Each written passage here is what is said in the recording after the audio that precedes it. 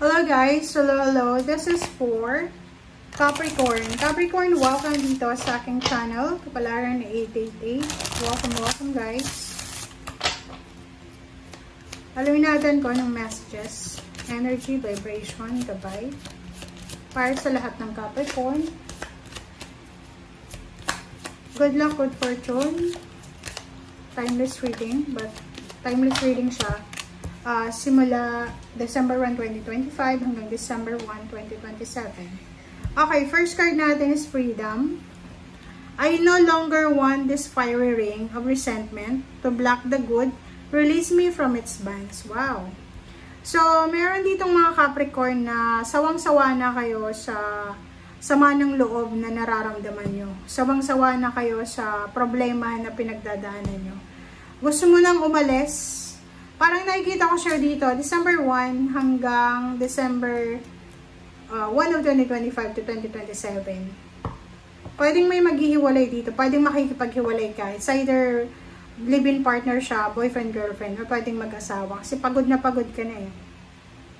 Parang ano eh, yung relationship nyo is wala na eh. Wala nang kilig, wala nang fire. And punong-puno ka ng resentment eh. Punong-puno ka ng sama ng loob. So, pakiramdam mo, yung nararamdaman ng mga negativity and toxicity ay parang binablock niya yung mga good things na posibleng pumasok sa buhay mo. So, gusto mo nang umalis, gusto mo nang, kumbaga, i-detach yung sarili mo sa mga bagay-bagay, sitwasyon, partnership, collaboration, attachment na alam mong hindi na para sa'yo. Kumbaga, nasasakal ka na. Freedom. Gusto mo nang makalaya.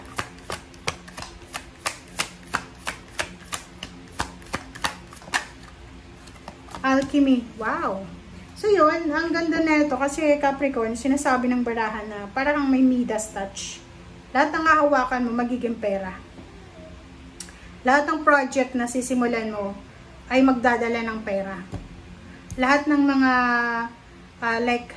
collaboration, business partnership na hawakan mo, magdadala ng pera. Wow! Congratulations sa inyo guys.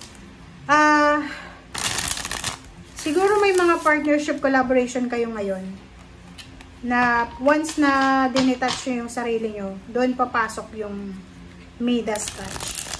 Doon papasok yung pagiging swerte nyo. May ganun eh.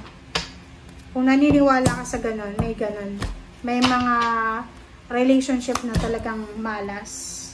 Merong mga lugar na napupunta na malas, parang ganun. And lucky you kasi this year, 2 taon siya, mararamdaman mo eh, 'di ba? Magagawa mong umalis, makaka-detach ka sa relationship, sa tao, sa lugar na alam mong hindi na para sa'yo.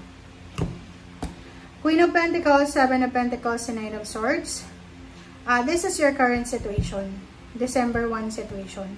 Nakikita ko sa'yo dito, maybe namumroblema ka. Yun na nga, parang dito.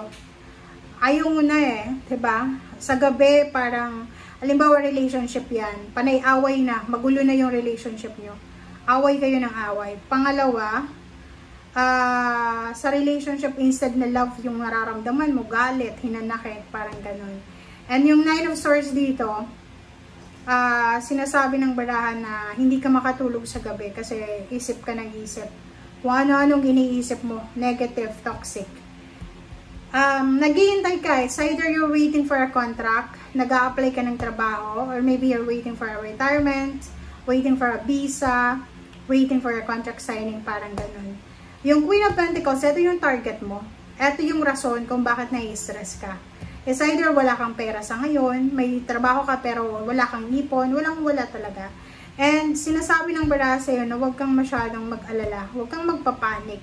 Kasi, Six of Swords and Ace of Cups is here.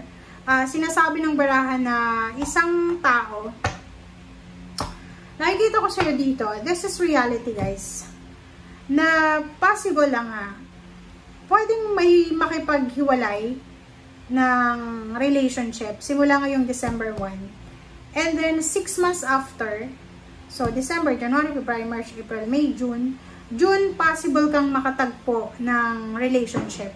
Ang relasyon na to is pwedeng ibang lahi siya, foreigner siya, or maybe Pinoy din, pero nakatira siya sa ibang bansa, or nagtatrabaho sa ibang bansa. So, yung after mo maka-detach dito sa relationship na toxic na to, posibleng may mag-offer sa'yo ng love life. And yun, ibang lahi siya or Pinoy din, pero yun nga, wala siya sa Pilipinas.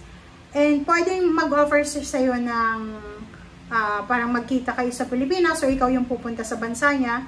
And that relationship is the relationship yan na talagang minamanifest mo. Nawala yan sa current na relationship mo. Diba? Sabi na eh. So yun, ito talaga yung parang ano mo eh. Yan yung relationship na minamanifest mo. Yung ideal person mo. Ideal relationship. Maybe mapera or stable siya financially. Trabaho ganun din. So maybe toxic na yung trabaho mo sa ngayon. And hindi ka makatulog eh. Kasi baka iniisip mo na baka magkamali ka ng desisyon. But once na nag-detach ka na daw dyan sa trabaho yan, may mga offer, may mga job offer na posibleng darating sa'yo. X. Ihanda mo yung sarili mo kasi may mga X na posibleng bumalik. Okay? Trabaho, pwedeng yung trabaho na yung dati mong boss, yung dati mong pinagtatrabahuhan, ay posibleng tumawag ulit sa'yo. So, kailangan ka niya or kailangan niya ng tulong mo or assistance mo. Eight of Swords. Sobrang pag-iisip to. Hindi ka makatulog sa gabi.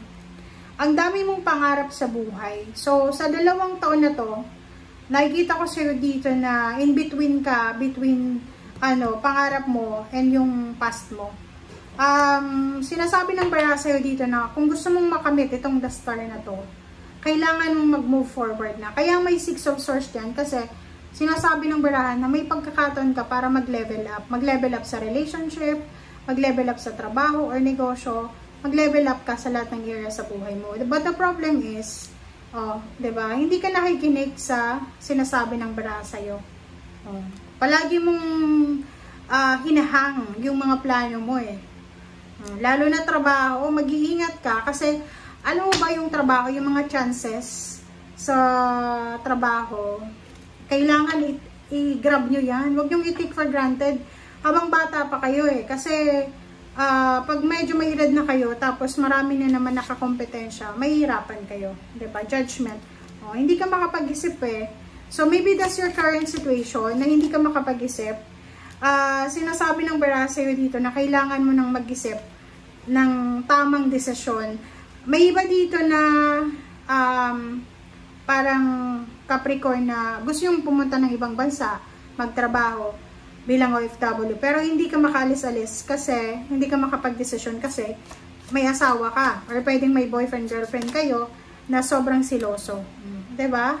So, kung makikita nyo yan, sinasabi ng barahan nyo dito na huwag mong masyadong ibigay sa kasalukuyan mong relasyon ang buhay mo, okay? Ang oras mo. Kasi, makikita mo dito, may iba sa inyo na hindi pa yan yung makakatuluyan nyo. Kahit mag-live-in kayo ng 10 taon, ng 9 years, ng 3 years, hindi siya yung makakatuluyan mo. Okay? So, yun guys, ang sinasabi ng baraha. Thank you for watching. Bye!